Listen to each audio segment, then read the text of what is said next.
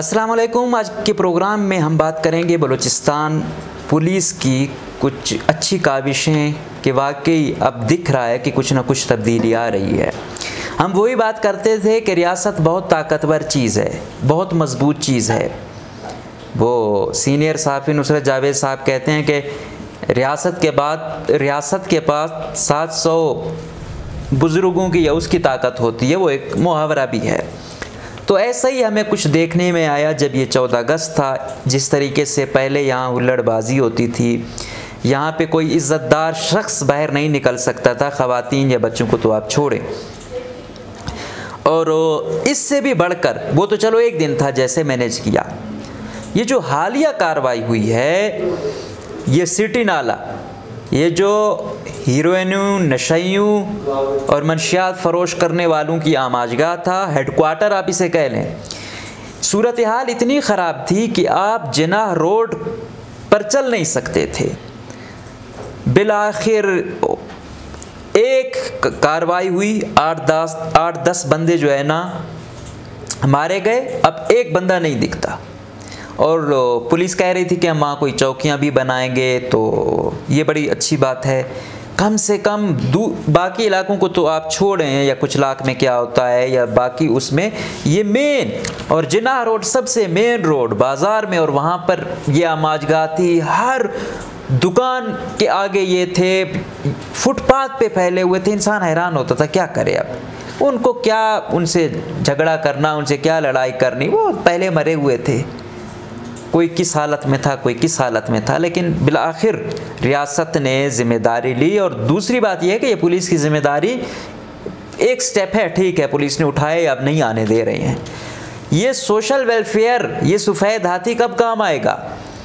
वो उस दिन एक सोर्स मुझे बता रहा था कि सोशल वेलफेयर में 40 से 45 करोड़ सालाना ये भिखारियों या इनको वो करने के नाम पर आती हैं। ये कहाँ जा रहा है ये करोड़ों का पैसा? अब इनकी तादाद कितनी होगी? ये जो रिहैब सेंटर हैं, यहाँ पे सरकारी तो हमें नज़र नहीं आ रहे हैं, ये इक्का दुक्का प्राइवेट नज़र आ रहा है। वो ऐसे तो नहीं करेगा, उसको ज़ाहिर बात है वहाँ इनको रखना है, इनका इलाज करना है, तो पैसा तो लगेगा। अब सरकार अपनी ज़िम्मेदारी लेने को तैयार नहीं है। वो खुद उस नहज पर पता नहीं किसी की क्या मुसीबत होगी, किसकी क्या होगी कि वो इस लत में मुब्तला हो गया है। ये तो रियासत की ज़िम्मेदारी है। और खुलेआम मनशियात का यूँ फ़रोख्त होना, तो और ये इतनी सीधी बात नहीं है। इसके बिल्कुल साथ हाई कोर्ट बलूचिस्तान है, इधर थोड़ा से फासले पर वज़ीर आला बलूचिस्तान का ऑफिस है, गवर्नर हाउस है। लेकिन सूरत हाल ये थी कि पूरा शहर जो है ना नशइयों की आमाजगाह बना हुआ था। तो IG बलूचिस्तान अब्दुल खालिक शेख साहब, DIG क्वेटा अज़फ़र महसर हैं, और SSP ऑपरेशन अब्दुल हक उमरानी, ये तो वो लोग हैं जिनके नाम आते हैं। एलीट फोर्स के लोग, ईगल स्क्वाड के, बाकी जिसने यहाँ पे हिस्सा लिया, और पूरी बलूचिस्तान की पुलिस जो है ना वो दाद की मुस्तहिक है कि जो उन्होंने यहाँ पे किया है। अब एक था ये नशइयों वाला हिसाब किताब, जो दूसरा, और उसको मैं कई दफ़ा हाईलाइट भी कर चुका हूँ वो केस, ये गन कल्चर। जिसके पास जायज़ नाजायज़, ज़्यादातर नाजायज़ ही आए हैं पैसे। किसी ने स्मगलिंग की, किसी ने मनशियात फ़रोशी की, कोई भत्ताखोर है, कोई कब्ज़ा माफिया है।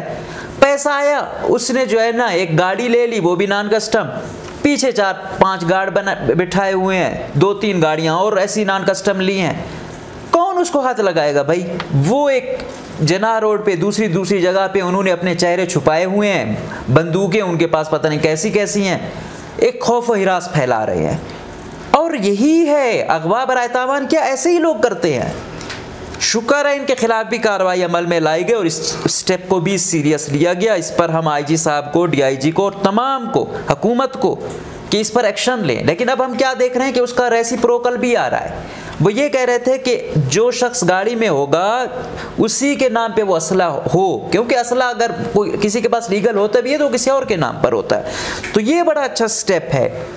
ऐसा लगता ही नहीं था कि हम किसी मुहज़्ज़िब मुआशरे में हैं, पता ही नहीं चलता यार ये कौन है, और कोई भी वारदात कर दे, पता ही नहीं है कौन है ये वारदात करने वाला। तो शुक्र है कि रियासत थोड़ी जिम्मेदारी ले रही है। कमज़ोर नहीं है इदारा, कोई भी इदारा, आप उसको अथॉरिटी दो, वो अपनी अथॉरिटी समझे। अब ये हुआ है, आपने देख लिया, रियासत ने कहा कि हमने इस दफ़ा 14 अगस्त पे जो है ना ये नहीं करने देना, नहीं हुआ। रियासत ने ये तय किया कि यहाँ से सफाया करना है, सफाया हो गया। अब दूसरी बात, लोग कह रहे हैं कि भाई ऐसे मार दिया, 8-10 बंदों को प्रॉपर ट्रायल नहीं दिया।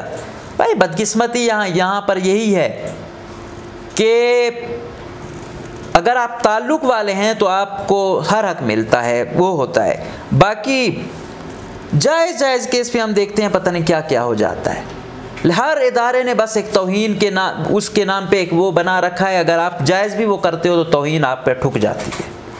तो भाई इज़्ज़त कमाई जाती है, एक्ट मैक्ट से नहीं आती। आप ऐसा करो ही ना कि कुछ के कोई तनकीद करे। तो हर इदारे को अपनी ज़िम्मेदारी अदा करनी होगी। जब ज़िम्मेदारी अदा करेंगे तो उनको अप्रिशिएट किया जाएगा।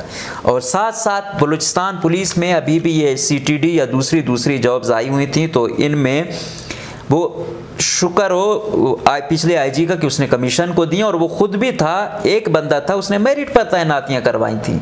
बाकी तो डिपार्टमेंटलों की सिचुएशन आपके सामने है। तो अभी भी हम देख रहे हैं कि एक DSP को जो है ना हर दूसरे को एडिशनल चार्ज दिया हुआ है। तो आप नई रिक्रूट करें, नौजवान ब्लड को लाएं, इसको मज़ीद एम्पावर करें। जब पुलिस एम्पावर होगी तो पुलिस वो फोर्स है जो 2 बातें सुन भी लेती है, 2 सुनाती भी है। करप्शन तो बदकिस्मती से हर जगह है, उसके लिए भी कोई प्रॉपर मैकेनिज़्म बनाया जाए। लेकिन अगर पुलिस को आप एक्टिव बनाएंगे तो ये काम दरअसल ये तमाम चीज़ों का सफाया हो सकता है।